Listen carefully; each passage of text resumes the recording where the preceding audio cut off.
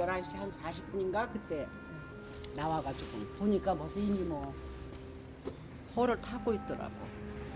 그것도 다 통제하고 저 바깥에서 발을 동동 구르고 있었죠. 말도 못했죠. 불길이.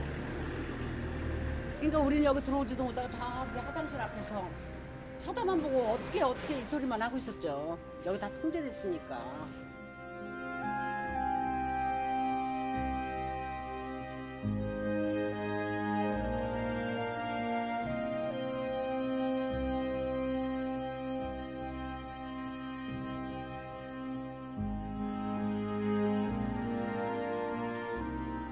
그걸 우리 집을 타고 있더라고.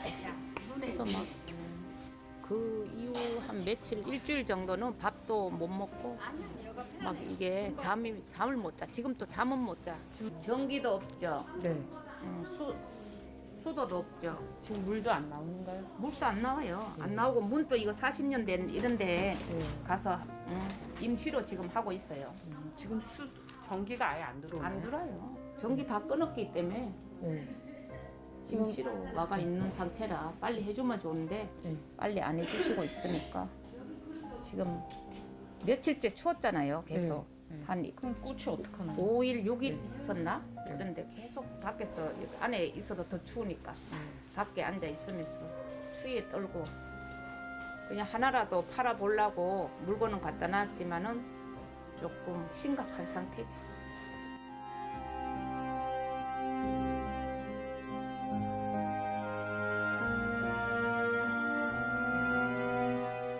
손님이 없어요. 없죠. 손님이 뭐 있어. 저쪽에는 꽃집, 이쪽에는 주방용품인데 주방용품도 제가 했었거든요. 근데 이거 다 탄 거야.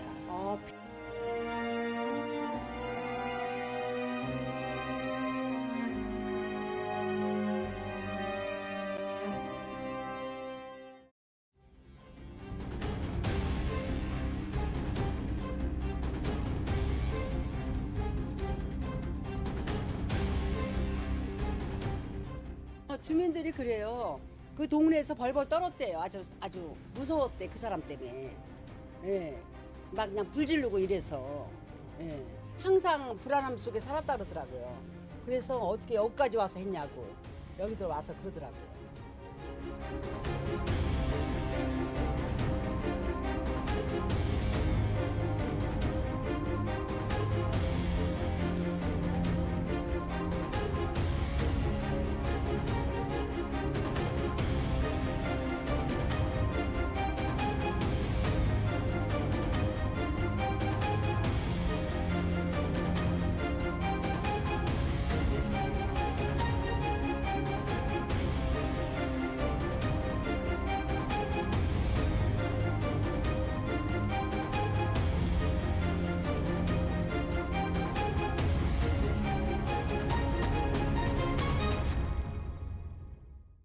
네, 여러분 안녕하십니까? 경기 인천 지역의 주요 현안을 집중 분석하는 인사이드 경인의 금철영입니다.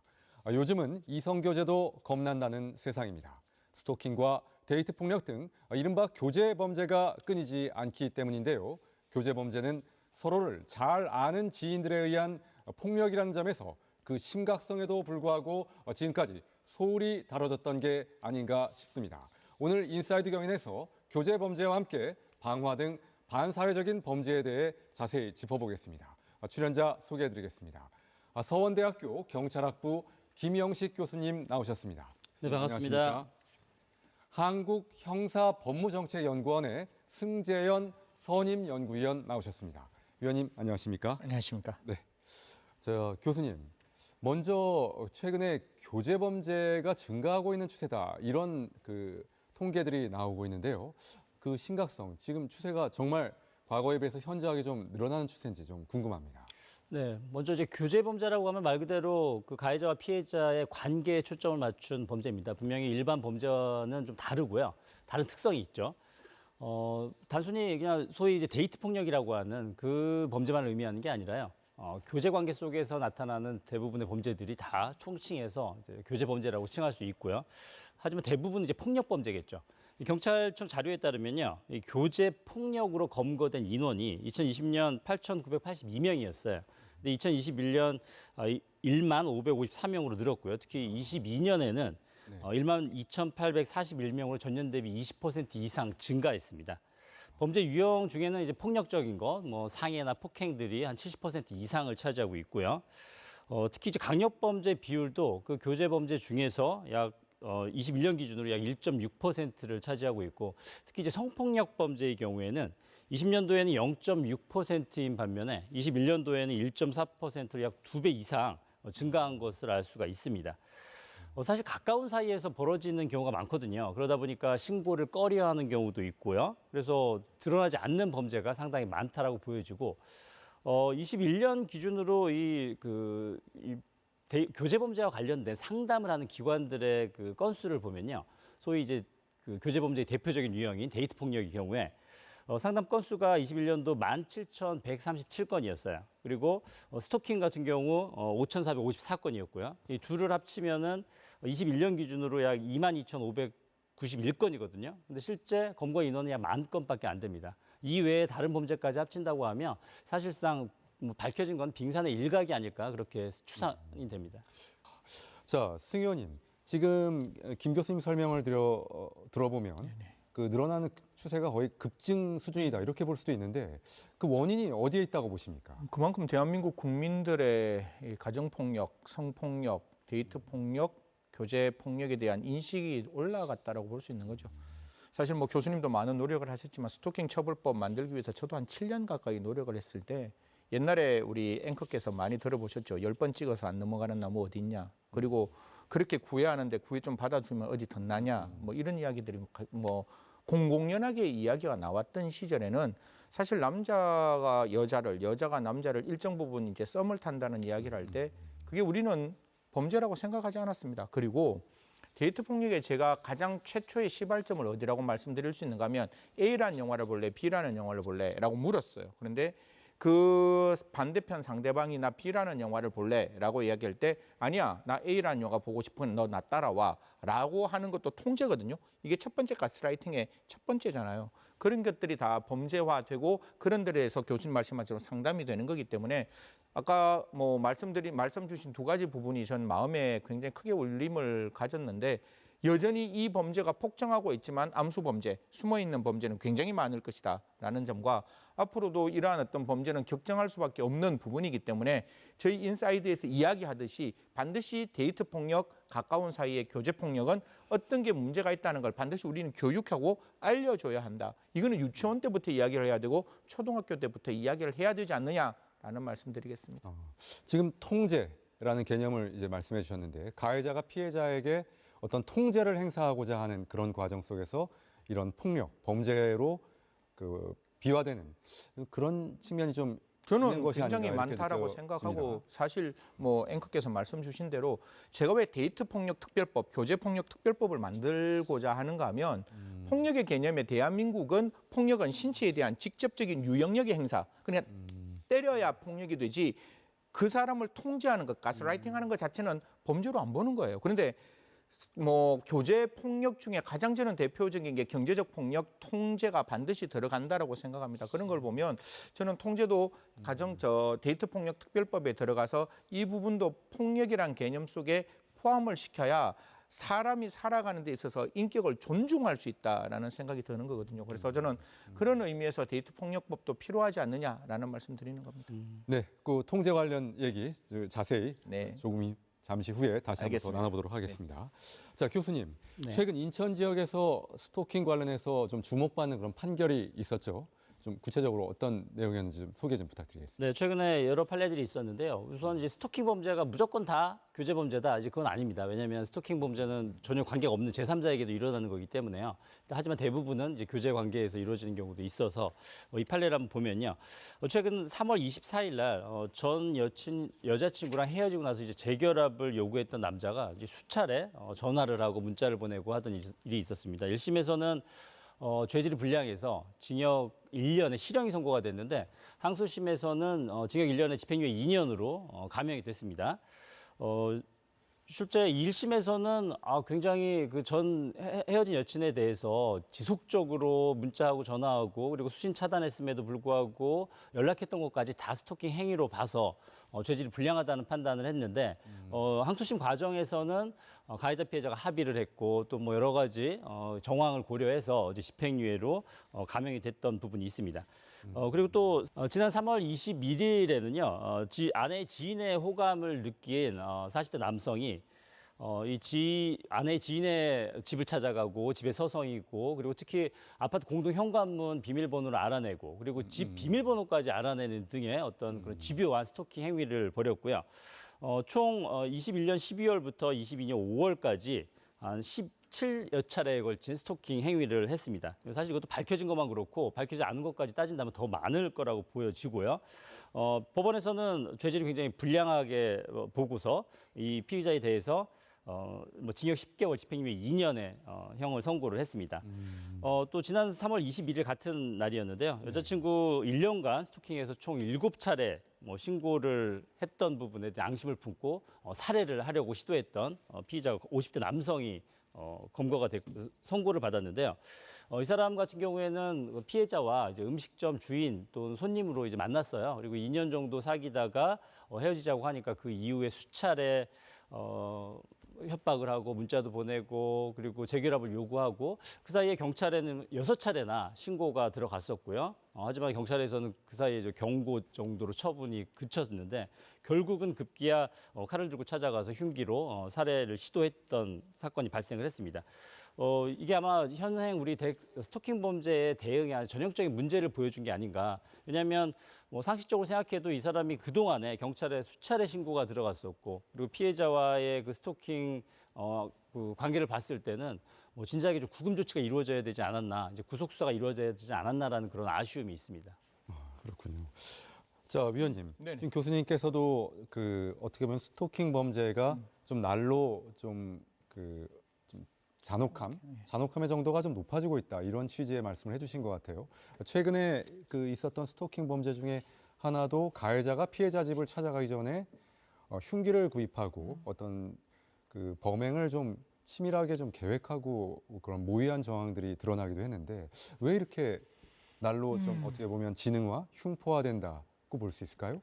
사실 스토킹이라는 걸 저도 정신과 의사들하고 많이 이야기를 나누었을 때 과연 이게 반인격 장애이냐 아니면 정신질병이냐에 대한 여러 가지 갑론을박은 있을 수가 있는데 제가 스토킹 사건을 뭐 한두 건을 보지는 않고 진짜 수많은 사건을 봤지 않겠습니까? 어떻게 보면 당사자인 검사들은 하나의 층에서 하나의 뭐 스토킹 사건이지만 저는 전국적으로 저희들은 전국에서 일어나는 스토킹 사건을 다 들여다보는데 스토킹은 첫 번째가 자기 생각만 옳은 겁니다. 그러니까 제가 앵커하고 사랑을 하면 앵커가 저한테 요구하는 건 아무런 문제가 없는 거예요. 오로지 제가 앵커한테 이야기하는 것만 옳은 사랑인 거예요.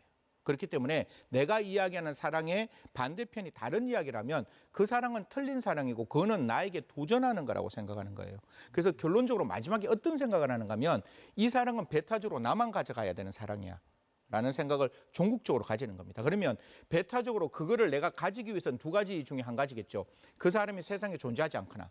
그래서 스토킹은 처음에는 굉장히 미약한 따라다님으로 시작했지만 마지막에는 피해자의 생명을 빼앗는 가장 흉악한 범죄, 스토킹은 살인의 전조범죄라고 제가 수십 번 이야기하는 게 그런 의미에서 그런 것이고 두 번째는 그 피해 여성에게 절대로 평생 잊혀지지 않는 트라우마를 주는 겁니다. 그래서 그 앞에서 자해하고 그 앞에서 굉장히 자기 신체의 일부를 손상시키는 극단적인 자기폭력 행사를 하는 거예요. 그러면 피해자는 평생 그걸 지우지 못하는 거 아니에요. 그래서 그 사람을 나의 사람으로 만들어 놓는 거기 때문에 스토킹은 내가 극단적인 선택을 하거든. 그 가해자가 극단적인 선택을 해서 사망을 하든 아니면 피해자가 그 가해자로부터 사망을 당하든 둘 중에 하나로 끝날 수밖에 없는 정말 살인의 전조범죄이기 때문에 제가 국가에게는 반드시 스토킹 범죄는 처음에 들어갔을 때 국가는 절대적으로 가해자와 피해자를 분리시켜야 된다. 그래서 흉악한 범죄로 발생하기 전에 막을 수 있는 범죄이기 때문에 교수님과 저와 우리 인사이드에서 이런 이야기를 하는 것이라고 말씀드리겠습니다. 어찌 보면 어떤 일방향적인 자기 의지를 관철시키려고 하는 것이 커지면 커질수록 스토킹 범죄로 이어질 가능성이 크다 이렇게 볼 수가 있겠군요. 네. 자, 그럼 여기서 교제 범죄와 관련한 주요 사건들을 정리한 내용 한번 보시겠습니다. 경기도 안산의 한 빌라에서 40대 여성이 숨진 채 발견됐습니다. 피의자는 같은 건물에 살던 60대 남성입니다. 두 사람은 넉 달가량 교제했던 것으로 알려졌는데 헤어진 뒤에도 남성이 수시로 전화와 문자 연락을 하고 집 앞에서 마주치면 시비를 걸었다고 합니다. 참다 못한 여성은 범죄 피해자 안전조치, 이른바 신변보호를 경찰에 요청했습니다. 위급할 때 신고할 수 있는 스마트워치도 지급받았습니다. 다만 접근 금지 요청은 따로 하지 않았고 이후로도 남성의 괴롭힘은 계속됐습니다. 50대 A씨가 자신의 집안에서 60대 여성의 머리를 둔기로 때리고 이어 흉기로 복부를 찔렀습니다. 두 사람은 과거 교제하다 헤어졌는데 A씨는 결별 이후 피해 여성을 스토킹해온 것으로 파악됐습니다. A씨는 스스로 경찰에 신고해 현장에서 체포됐습니다. 병원으로 옮겨진 피해자는 생명에는 지장이 없는 상태입니다.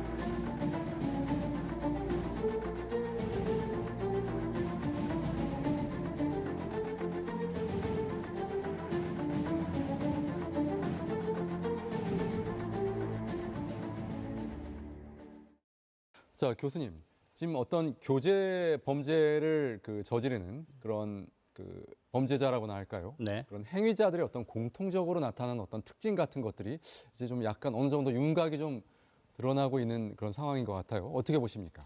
네, 우선 우리가 자꾸 이런 흉측한 얘기하다 보니까 뭐 교제 관계에 있는 상대를 다 나쁜 사람으로 생각할 수 있는데 사실 스토킹 행위나 이런 교제 범죄를 저지르는 사람들은 극히 일부입니다. 극히 일부의 사람들에 대한 이야기를 하고 있다는 걸 먼저 말씀을 드리고 싶고요. 사실 요즘 MZ세대 사이에서는 이제 안전 이별 뭐 이런 얘기까지 해요. 그만큼 정말 애틋한 사랑을 하다가 헤어진 이후에 정말 끔찍한 범죄로 이어지는 그런 안타까운 일들이 아주 간혹 발생을 하고 있습니다. 한 연구 결과에 따르면요, 2016년부터 2021년 사이에 이 교제 살인 사건 범죄 사실을 한번 분석해봤어요. 그랬더니 가해자들이 어떤 특성을 가지고 있냐?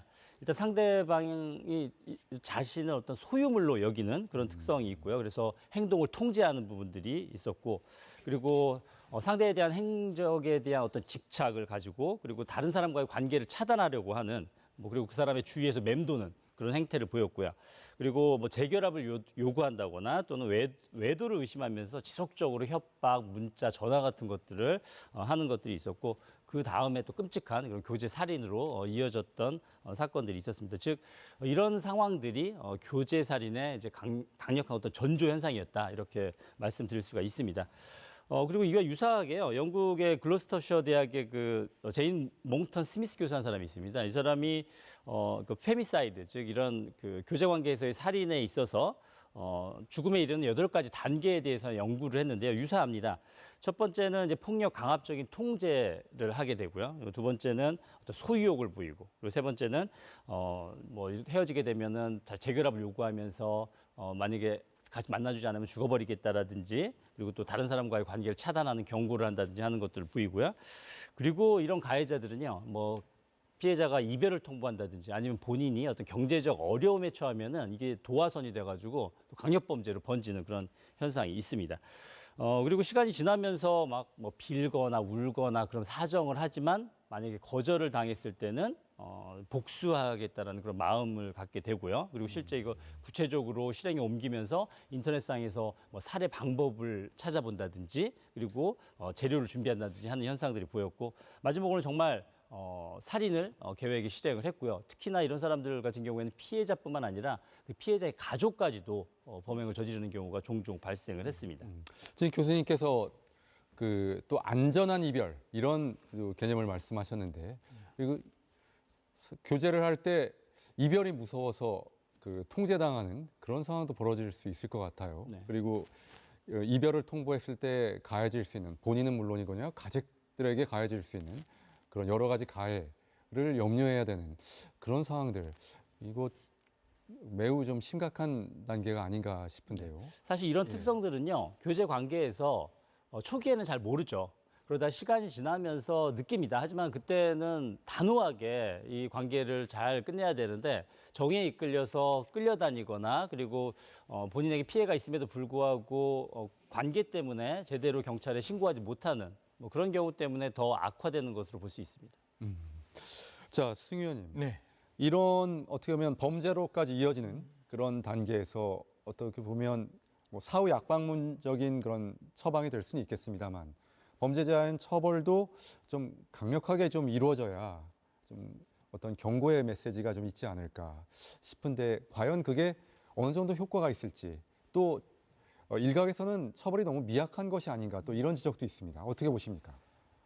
사실 이게 이제 형사정책을 만들어가는 저희들 입장에서는 아노미 상태에 빠져 있는 거죠. 아까 제가 이야기했다시피 스토킹은 살인의 전조범죄인데 스토킹 처벌법을 보면 그냥 스토킹하면 3년 이하의 징역이거든요. 그런데 스토킹을 처음 시작할 때는 그냥 이렇게 따라다니는 거예요. 그러니까 그러니까 그 피해자의 의사에 반하여 지속적으로 그 피해자를 괴롭히면 스토킹이 되니까 처음에 딱 보이는 모습은 사실상 옛날의 경범죄 처벌법 좀 귀찮게 따라다니는 행위 정도로 보이는 거예요. 그러니까 판사님들의 입장도 옛날에 경범죄 처벌법 때 그때 10만 원 미만의 벌금했던 게 갑자기 3년 이하의 징역으로 왔는데 그럼 이걸 뭐 어떻게 해야 되는 거야? 라고 가다 보니까 실형은 거의 나오지 않고 대부분 다 벌금형으로 이제 사건이 종결을 되는데 여기서 가장 큰 문제가 있죠.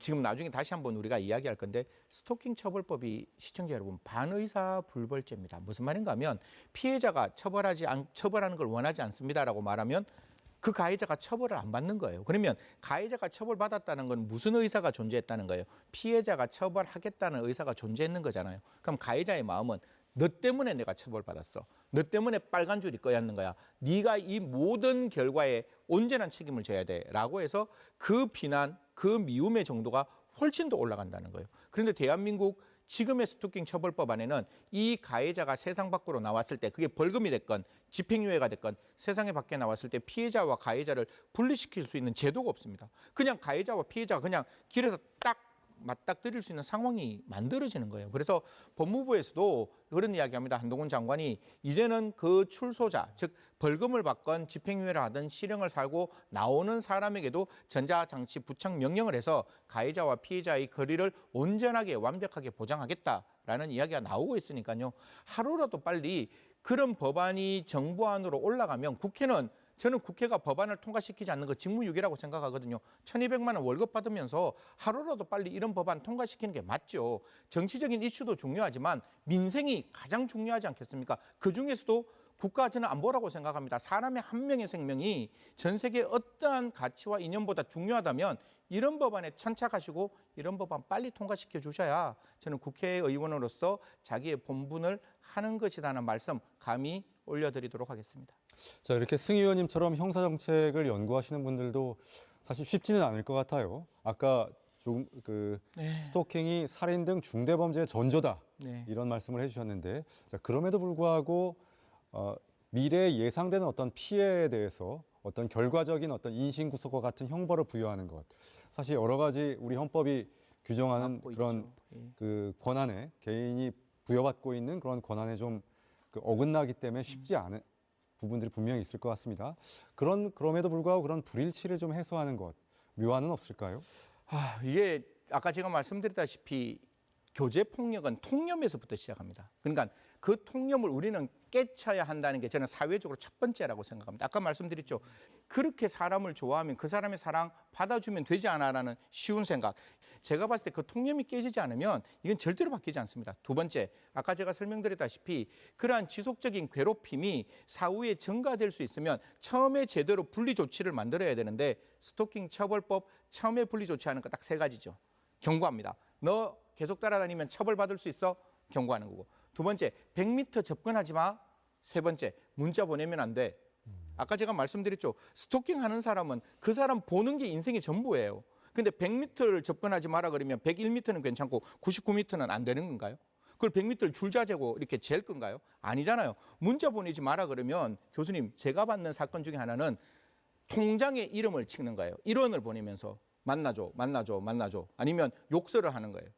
그러면 그거는 그 피해자에게 소스라치게 놀라는 일이 아닌가요? 그러니까 지금 가지고 있는 스토킹 처벌법이 스토킹의 본연의 모습을 제대로 알지 못한다는 점. 지금 이제 시작된 지 한 2, 3년이 되었다면 언제나 저는 그렇습니다. 법은 죽어 있는 법이 아니죠. 법은 살아있는 법이고 그 현실에 맞추어서 법이 바뀌어야 되겠죠. 그러면 도대체 지금 스토킹 처벌법상 공백이 무엇이냐를 촘촘하고 탄탄하게 검토해서 그걸 법안으로 만들어서 그게 통과되는 게 지금 대한민국에서 스토킹을 조금 더 건절할 수 있는 가장 좋은 방법이 아닌가 그렇게 말씀드리겠습니다. 말씀 들어보니까 스토킹 가해자가 정말 지능적으로 마음만 먹으면 피해자를 더 고통스럽게 할 수 있는 방법들이 많지 않나 이런 좀 우려가 듭니다.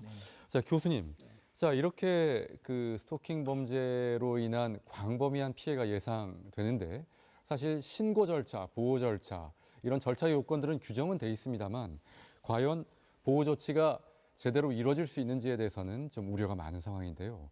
지금 어떤 그런 연구들이 좀 진행되고 있는지 좀 보호 조치의 그 실제 그리고 미래 좀 바람직한 방향 좀 어떻게 가야 되는지 말씀해 주십시오.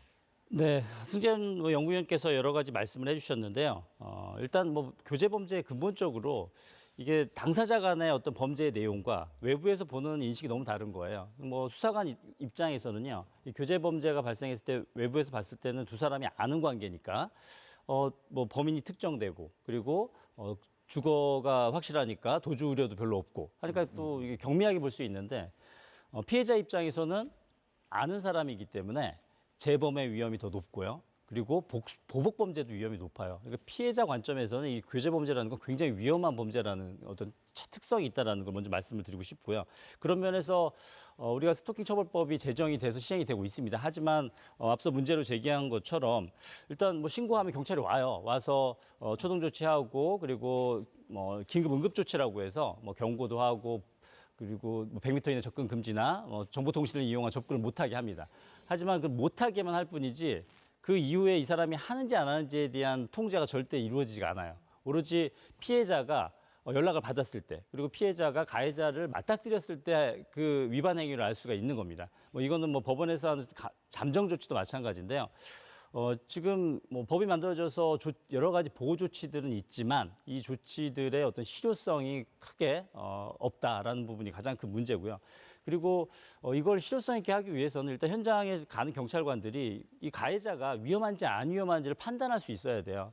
근데 처음 112 신고를 받고 간 그 보통 지구대파출소 경찰관들 같은 경우에는 그 가해자를 처음 봅니다. 근데 이 가해자를 본 피해자는 이미 그 전에 수차례 어떤 스토킹 행위가 숨겨져 있을 수가 있습니다. 근데 이걸 정확하게 파악해서 재범의 위험성이 높을 때는 긴급 응급 조치나 그리고 잠정 조치에 대한 청구를 고려해야 되는데 그런 부분들이 아직은 조금 불안전하다. 그래서 이런 것들이 결국은 피해자의 어떤 강력 범죄로 이어지는 경우가 아직도 발생하고 있고요. 실제 그 긴급 응급 조치 이후에도요. 이 위반 행위가 굉장히 높아요. 그러니까 거의 한 60% 이상의 위반 행위가 있고요. 그리고 실제 판례를 보더라도 주로 유죄로 선고받는 사람들이 경우에는 단순히 일회성으로 스토킹을 하는 경우는 드뭅니다. 여러 차례 반복이 됐고요. 그리고 그 사이에 긴급 응급 조치나 잠정 조치 처분을 받았던 사람들이 여러 차례 위반한 경우가 굉장히 많아요. 근데 이 사람들이 그동안 위반하는 동안 우리 형사사법기관에서는 알 수가 없다는 겁니다. 오로지 알 수 있는 사람은 피해자밖에 없고요. 그리고 나중에 검거된 이후에 뒤늦게 이제 밝혀져서 처분을 하는 거고요. 뭐 이런 부분들이 아직은 개선돼야 될 문제라고 생각합니다. 이렇게 스토킹 범죄가 사회적인 이슈로 떠오르는 건 어떤 큰 사건이 발생하고 난 이후에 사회적 주목을 좀 받고 있는 게 현실입니다. 최근에는 신당역 살인 사건, 가해자가 피해자가 근무하는 직장까지 찾아가서 화장실까지 쫓아가서 그 잔혹하게 그 범행을 했는데 그 이후에 특별히 뭔가 달라진 게 있을까? 또 이런 좀 걱정도 있습니다. 네. 그 이후에 실제적으로 어떤 뚜렷한 변화가 있습니까? 눈에 띄는? 달라졌다고 생각하고요. 이제 경찰에서 굉장히 적극적으로 대응을 하고 있다라는 거, 그리고 스토킹 전담 경찰관들도 배치를 하고 교육도 하고 하는 그런 노력들이 있습니다. 실제 그 신당역 사건 발생 전에는요, 잠정 조치 중에서 가장 강력한 조치가 경찰관서에 1개월 이내에 이제 구금하는 조치가 있어요.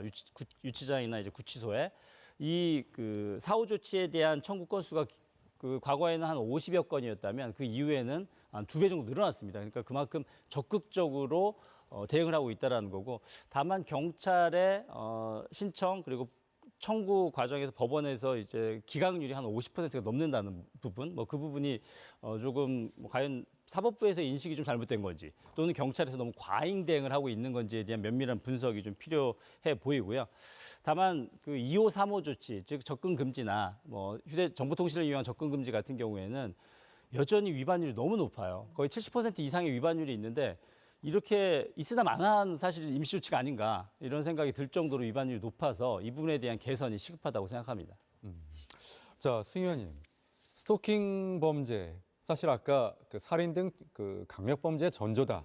그 이전의 스토킹의 단계, 자기 의사를 강제하거나 그런 단계에서는 사실 스토킹으로 신고를 하더라도 아까 반의사 불벌죄, 즉 피해자가 처벌을 원하지 않으면 처벌받지 않는 그런 그 법이었죠. 네네. 지금 여러 가지 문제점이 제기된 이후에 좀 개선이 된 것이 있는지, 아니면 반의사 불벌죄에서 더 나아가서 부모 또는 친구들이 신고 또는 처벌을 원할 때 그걸 조사하고 사법의 정의의 심판을 받을 수 있도록 할 수 있는지 어떻게 보십니까? 아까 제가 감히 말씀드린다고 했는데 사실 그거 되게 좀 강력하게 주장하고 싶어요. 법무부에서 한동훈 장관이 반의사 불벌죄에 대해서 정부 법안이 올라갔음에도 불구하고 제가 알고 있기로는 여전히 법원에 계류되고 있는 상황이라고 제가 말씀드릴 수밖에 없는 상황인데요. 아니, 물론 뭐 이게 정치를 하는 사람이 아니기 때문에 우리가 정치적 패널의 입장, 여의도 문법기를 돌린다는 건 제가 굉장히 부적절하지만 검수완박, 검수 뭐 그런 법안도 다 중요해요. 다 중요한데 이 법안도 같이 중요하다고 저는 무조건 생각하고 있습니다. 무조건 생각하고 있기 때문에 이런 법안들이 통과되어야 하고, 신당동 이야기 나왔잖아요. 그때 가해자가 피해자를 왜 찾아갔는지 아세요? 7년 구형 빵 받았어요. 검사가 7년 구형합니다. 이러니까 이 사람이 불구속 상태였거든요. 그럼 그 가해자 입장에서는 딱 무슨 생각이 들겠어요? 아, 나 이거 진짜 내 인생 순간적으로 지워질 수 있구나. 그러면 이 형량을 낮출 수 있는 가장 좋은 방법은 피해자 찾아가는 거예요. 피해자 찾아가서 딱 한마디만 받으면 돼요. 나 너 처벌 안 할게. 그러니까 피해자를 찾아가는 거잖아요. 그러니까 반의사 불벌이라는 거는 어떻게 보면 피해자의 어떤 결정에 따라서 가해자를 처벌하지 않도록 만들어 놓았기 때문에 가해자 입장에는 끊임없는 피해자에 대한 2차 가해가 일어날 수밖에 없는 상황.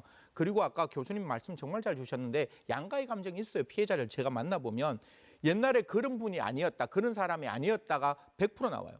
옛날에는 그렇지 않았어요. 옛날에는 정말 좋은 사람이었어요. 그러니까 옛날에 좋은 사람이 거짓이거든요. 지금의 이 모습이 참이고, 그럼에도 불구하고 그 양가의 감정 때문에 끊임없이 용서하려고 그럽니다. 저 용서하고 싶어요. 그래야 저 사람이 나에게 2차 가해 안 할 수 있잖아요. 제가 이거 신고하면 저 사람이 저 찾아와서 저 죽이면 어떡해요? 이 얘기가 입에 붙어 있다니까요. 그러니까 반의사 불벌죄 하루라도 빨리 없애는 게 맞죠. 자, 그럼에도 불구하고 우리 신당역 사건에서 보듯이 불기소 상태에서 이렇게 재판이 진행될 경우에 피해자가 받는 공포는 상상 이상일 수도 있을 것 같아요. 자, 성폭력 피해자들을 위한 이른바 쉼터라는 것이 있습니다. 뭐 국가에서 운영한다라기보단 지자체. NGO 예. 또 지자체가 운영을 많이 하고 있죠. 예. 이런 스토킹 피해자들을 위한 어떤 쉼터, 이런 것에 대한 어떤 운영의 필요성, 이런 건 어떻게 보십니까? 여기 두 가지 말씀을 드리겠습니다. 제가 서울시 지금 경기에는 제가 이제 그 지자체에 참석을 안 해서 그런데 뭐 지자체는 다 똑같이 열심히 하실 거예요. 뭐 서울시뿐만 아니라 경기도도 정말 열심히 할 거라는 건 100% 개런티를 하고, 제가 참석했는 게 서울시니까 서울시에서 이제 가정폭력뿐만 아니라 스토킹 피해자를 위한 쉼터를 만들려고 하는데, 이 쉼터 시설이 법안이 통과돼야 되는 부분, 조례가 통과돼야 되는 부분이 있습니다. 그런데 지금 가정폭력을 하는 이 쉼터에 스토킹 피해자가 이렇게 들어오는 부분이거든요. 그때 제가 느끼는 이질감이 가정폭력하고 스토킹하고는 조금 또 달라요. 그리고 스토킹은 자기의 본연의 삶을 이끌어가고 싶어하는 피해자들이 99%입니다. 내가 어제 출근을 했으면 오늘 출근하고 싶어요. 내 삶이 절대로 무너지는 걸 원하지 않는다고요. 그러면 무너지는 걸 원하지 않으면서 피해자를 보호할 수 있는 방법을 국가는 만들어야 돼요. 국가가 정책을 만드는 사람이 그냥 똑똑하다고 만들면 국민은 감동하지 않습니다. 탁월한 정책이 만들어질 때 그 감동을 넘어서 감탄하는 거거든요. 그러면 가장 중요한 거는 가해자와 피해자가 분리되는 거잖아요. 그러면 가해자의 위치와 피해자의 위치를 알 수 있는 이 잠정 조치 안에도 전자 부착 명령의 전자 팔찌 정도가 들어와서 피해자는 자기 직장을 다니면서 가해자가 피해자 근거리에 들어오면 국가가 가해자를 피해자 근거리에서 밀어내는 형태로 가해자의 삶을 보전하면서도 가해자의 생명을 보호할 수 있는 그런 조치들이 만들어져야 되지 않느냐라고 생각되는데 심투도 분명히 필요합니다. 그거보다는 그 피해자가 온전한 삶을 살아가면서 피해자의 안전을 보호하는 새로운 어떤 조치들이 또 만들어져야 한다라는 점은 꼭 강조드리고 싶습니다. 네, 맞습니다. 사실 어떻게 보면 쉼터라기보다는 본인이 피해를 당했음에도 불구하고 가해자를 피하기 위해서 또 다른 어떤 장소로 가야 불이익을 된다는 게, 감수하고 그 피해를 입는 그런 상황이 벌어지는 거기 때문에 사실 그런 논의도 피해자 입장에서 좀 신중한 검토가 필요해 보이는 측면도 있군요. 네, 자 교수님, 자 이렇게 여러 가지 피해자들이 이런 스토킹의 직접적인 위협에 노출될 경우에는 사실 이러지도 저러지도 못하는 경우가 좀 많이 있는데 거주지를 만약 옮긴다는 그런 결정을 내릴 경우 뭐 주거지원금 이런 긴급복지 혜택 좀 받을 수 있는 그런 방법 혹시 이런 것들이 논의되고 있다 이런 얘기도 좀 많이 나왔던 것 같은데요. 네. 어떻습니까? 네, 뭐 앞서 말씀하신 것처럼 그 스토킹 범죄 예방 및 피해자 지원에 관한 법률이 1월 달에 통과가 됐고요. 그리고 이제 7월부터 시행 예정입니다. 근데 그 내용의 주 내용은 국가와 지방자치단체에 의무를 부과하는 거예요. 그래서 지방자치단체에서 주로 피해자 보호를 위한 여러 가지 시설이라든지 예산 지원을 이제 앞으로 할 예정이고요. 법 시행 이전에 이제 보건복지부에 선제적으로요. 기존에 이 긴급 복지 지원 제도라는 게 있었어요. 보통 이 제도의 도입 목적은 이제 실직 같은 걸로 인해서 긴급한 생계 유지가 곤란한 이런 저소득층에 대한 지원을 목적으로 하는 건데 여기에서 이런 그 위급한 상황에 놓여 있는 사람들의 범주에 범죄 피해자도 이제 포함을 시켰습니다. 따라서 뭐 스토킹이든 뭐 교제 범죄든 이런 피해자가 피해로 인해서 주거를 이전해야 될 경우에는 이런 긴급 복지 지원으로 구제를 받을 수가 있고요. 뭐 물론 이제 해당되는 기준에 맞는 사람들이 해당이 될 거고요. 지원금 내용은 1인 가구 기준으로 한 62만 3,300원, 4인 가구 기준으로 한 162만 원 수준입니다. 여기에 뭐 의료 지원금도 있고요. 주거 지원도 있어서 뭐 혜택을 볼 수가 있습니다. 또 여성가족부에서도요, 올해 4월부터 이런 스토킹 피해자 긴급 주거 지원 사업을 시행을 합니다. 따라서 각 지자체별로 이 긴급 주거 지원 그리고 임대주택 그 주거 지원도 이제 같이 할 수가 있고요. 뭐 이런 시설들 같은 경우는 기존에 좀 문제가 됐던 집당 수용 시설 같은 형태가 아니라 이제 1인 1실 기준으로 해서 이렇게 지원을 할 수 있는 제도가 마련되고 있습니다. 아, 그렇군요. 자, 스토킹도 사실 좀 심각한 사회 문제로 떠오르고 있습니다만 최근에 그 인천 지역에서도 그 큰 방화 사건이 좀 있었어요. 어떻게 보면 반사회적 성향이 좀 우려된다 이런 보도들이 잇따랐었는데 지난 3월 초에 인천 현대시장 방화범과 관련해서 과거에도 24차례 그 방화를 한 전력이 있는 것으로 드러났습니다. 자, 이게 어떻게 된 일일까요? 그렇죠. 저도 앵커한테 이게 어떻게 된 일이죠? 교수님한테. 이게 무슨 일이에요? 저희 집사람이 저한테 그러더라고요.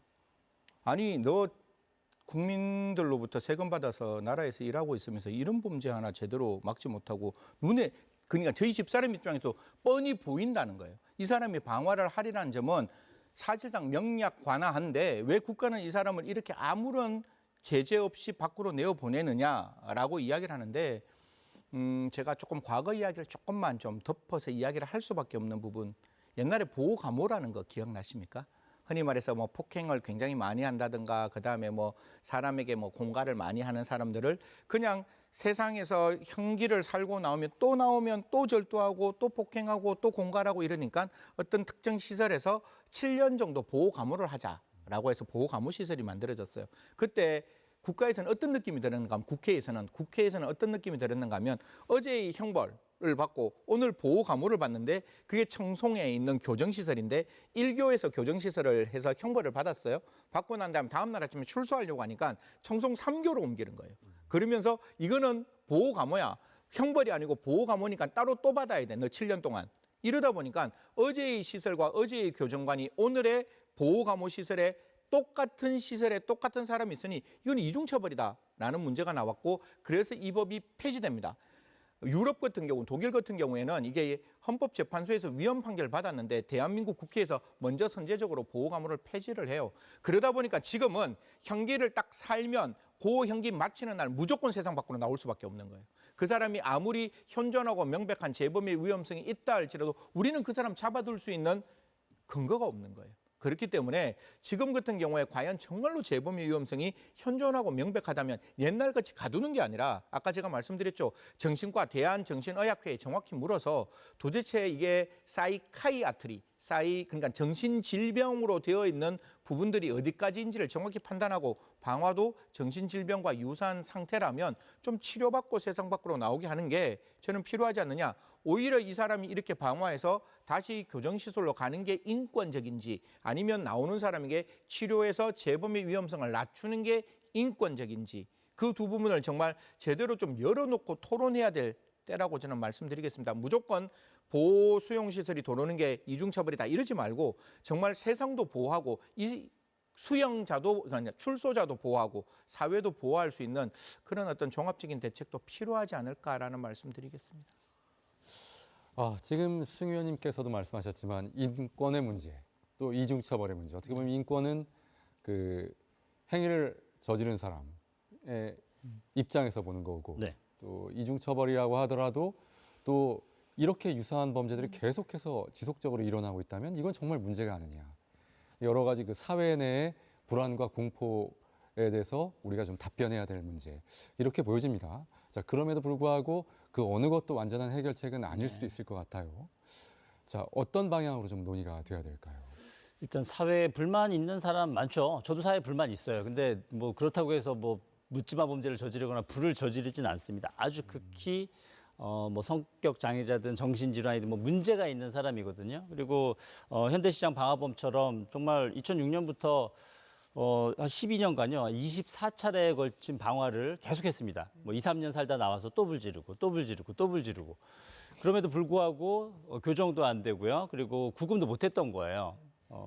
결국 앞서 말씀드린 뭐 보호가 뭐든 아니면 뭐 지금의 보호 관찰이 좀 더 강화가 되든 형량 이후에 이 사람이 재범 위험성이 높다면요, 우리 사회의 안전을 위해서 이 사람에 대한 감시를 철저히 해야 됩니다. 즉 보호 관찰이 형량을 마치고 나와서 사회 속에서의 교도소 역할을 해야 되는데 뭐 거의 뭐 교도소 문이 열려 있다시피 하니까 뭐 다시 재범을 저지르게 되고 또는 급기야는 회복할 수 없는 피해로 우리 사회에 큰 충격을 주고 있는 것으로 보여져서요.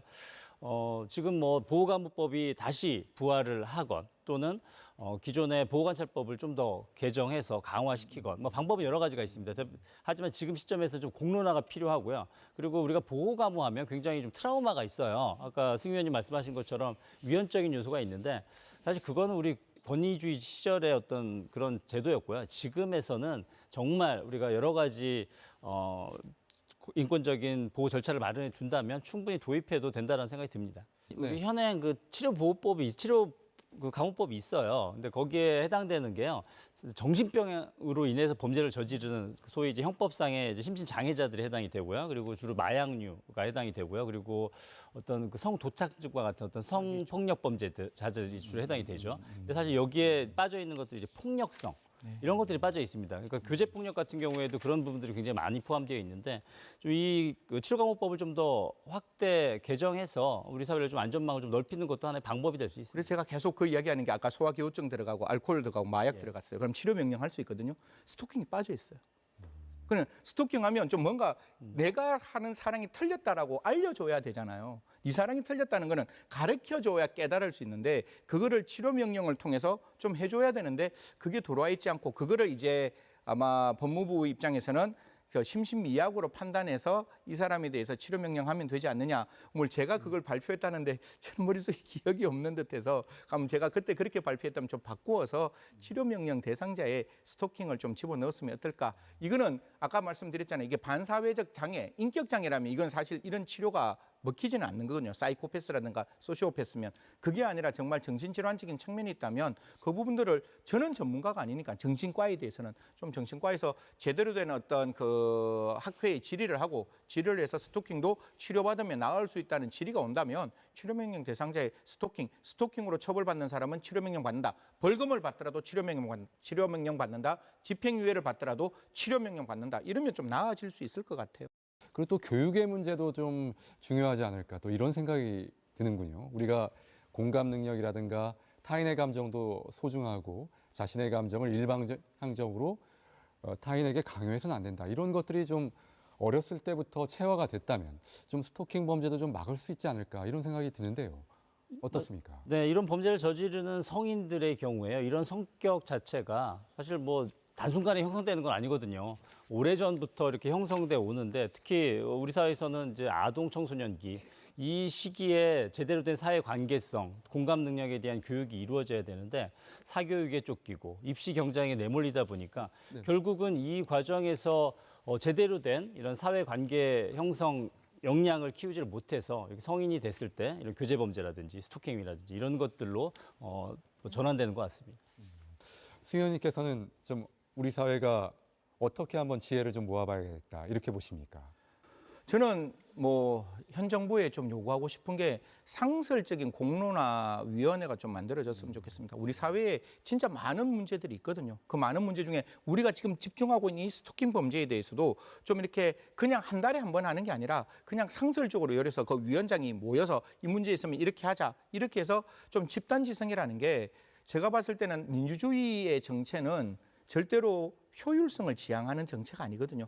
끊임없이 토론하고 끊임없이 대화해서 그 합의를 최대한으로 이끌어가는 게 민주주의라면 그런 공론화위원회를 만들어서 끊임없이 이야기를 해서 국회의원들을 설득시키고 저희 같은 전문가가 국회의원도 그런 법을 만들어서 국민들이 봤을 때 아 정말 법 잘 만들어졌다 이런 이야기가 좀 나올 수 있도록 좀 이렇게 대화하고 소통하고 같이 이야기할 수 있는 그런 기회가 좀 많아졌으면 교수님 얼마나 멋있는 분이십니까? 좀 가셔가지고 그런 이야기 빡 해주시면 대한민국이 조금 더 밝아지지 않을까 그렇게 생각합니다. 네, 오늘 말씀 두 분 여기까지 듣겠습니다. 두 분 말씀. 네, 날로 수법이 교묘해지는 교제 범죄나 방화 같은 반사회적인 범죄가 피해자들에게 공포를 느끼게 하고 평생 트라우마를 남길 만큼 심각한 상황이라 하겠습니다. 관심이 높지 않아서인지 피해자 보호도 현재로선 잘 안 되고 있는 상황이고 가해자 처벌도 미약하다 보니 범죄 예방이 잘 안 된다는 여론이 일고 있는 상황입니다. 범죄 예방을 위해서는 사회적인 관심이 꼭 필요하고 나의 생각과 감정을 타인에게 강요하지 않는 교육도 반드시 선행되어야 할 것입니다. 오늘 인사이드 경인 여기까지입니다. 시청해주신 여러분 감사합니다.